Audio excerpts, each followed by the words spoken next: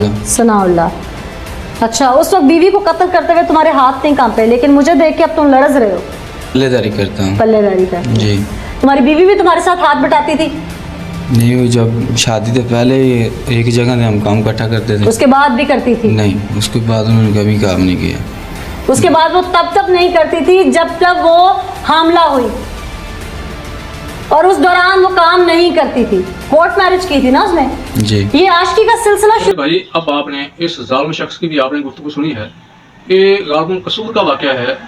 पहले इसने love marriage की, लव मैरिज करने के बाद कोर्ट में जाके निकाह किया, और कोर्ट में निकाह करने के बाद गालबन 1 साल बाद या कुछ अर्से बाद इसने अपनी बीवी को कत्ल कर दिया। कत्ल करने की वजह क्या है कि वो काम नहीं करती थी, कमा के ला के देती नहीं थी, इसको खर्चा नहीं देती थी, पैसे नहीं देती थी। जब तक वो हामला नहीं हुई कामकाज करती रही। जब वो हामला होगी फिर उसने वो बाहर जाके मेहनत मजदूरी मशक्कत करना छोड़ दी, और पैसे ना मिलने की वजह से इस जालिम ने उसको कत्ल कर दिया। अब इसमें वालिदैन की जिम्मेदारी क्या है? पहली बात तो ये है कि ये जो हमारे बच्चे हैं, बच्चियां हैं, इनको इस तरह के रोल करने ही नहीं चाहिए। अपनी मर्जी से कोर्ट में जाके कोर्ट मैरिज कर लिया, लव मैरिज कर ली, वालिदैन से चोरी निकाह पढ़ा लिया, और निकाह करके बाद में बता दिया जी मैंने तो उसके साथ शादी कर ली, निकाह कर लिया। ये फेल है ही, गैर शरई है। पहली बात तो है कि औरत का निकाह उसके वली के बगैर होता ही नहीं है। तो जब इस तरह के निकाह होंगे, कोर्ट मैरिज होगी, वालिदैन से चोरी निकाह होंगे, वालिदैन के सर में खाक डाली जाएगी, उनकी इज्जत को कमाल किया जाएगा, रसवा किया जाएगा, तो फिर बाद में रिजल्ट भी इसी तरह के आएंगे। तो शादी वालिदैन की मर्जी के मुताबिक करनी चाहिए, अपनी मर्जी से शादी ना किया करें। दूसरी बात, वालिदैन से गुजारिश ये है कि जब शादी करने लगें तो बच्चों की रज़ा जान लिया करें। जहाँ पर बच्चों का ज़हन हो, को मर्जी हो, फैमिली को देखभाल के, अगर अच्छे लोग हैं, लड़का नेक है, नमाजी है, परहेजगार है, मानतदार, दयानतदार है, तो मेहनती है, काम करने वाला है, तो ज़ात बरादरी देखे बगैर आप उनका निकाह कर दो, शादी कर दो।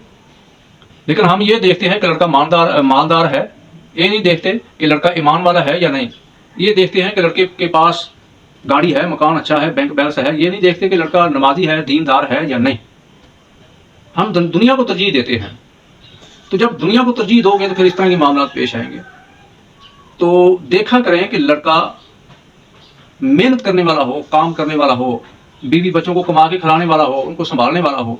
अब जो इस तरह के नखट्टू होते हैं, जो ना शादी से पहले काम करते हैं, पहले भी 2-3 लड़कियों से वो एक गेम चलाई, बातें करते रहे, उनसे खाते रहे, अक्सर लोगों में आदत होती है।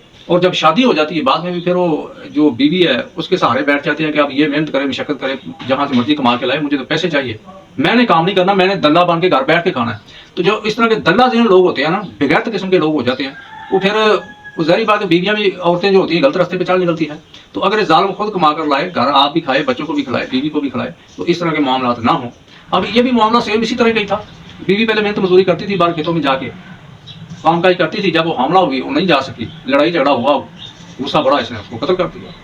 तो इसमें पूरी गुफ्तगू में 2 चीज़ें हैं। एक तो जो बच्चे और बच्चियां हैं, ये बात गौर से सुने कि वालिदैन को क्रॉस ना किया करें, अपनी मर्जी करके कोर्ट में जाकर निकाह ना किया करें, वालिदैन की मर्जी के साथ निकाह किया करें। दूसरी बात, वालिदैन से गुजारिश है कि जब बच्चों का निकाह करें, फैमिलियों को देखभाल के, वो जो लड़का है उसको अच्छी तरह देखभाल के, उसकी मालूमात लेके, उसके बाद उसकी शादी करें, निकाह करें, तो इंशाल्लाह इस तरह के जो मामलात हैं उनमें कमी वाक़या होगी।